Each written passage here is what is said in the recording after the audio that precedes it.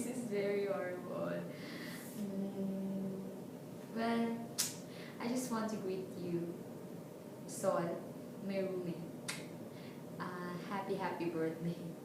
Yun lang. Wala lang kasi akong maisip kung anong way on how to say happy birthday. Alam naman ako, I want unique way of greeting someone special to Diyos.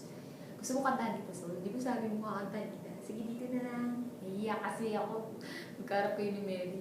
Baka tawanan niyo na ako. So, happy birthday to you. Happy birthday to you. Happy birthday, happy birthday. Happy birthday to you. Ayun na, pinagtahan kita. Well, so, thank you for everything. Thank you for being nice.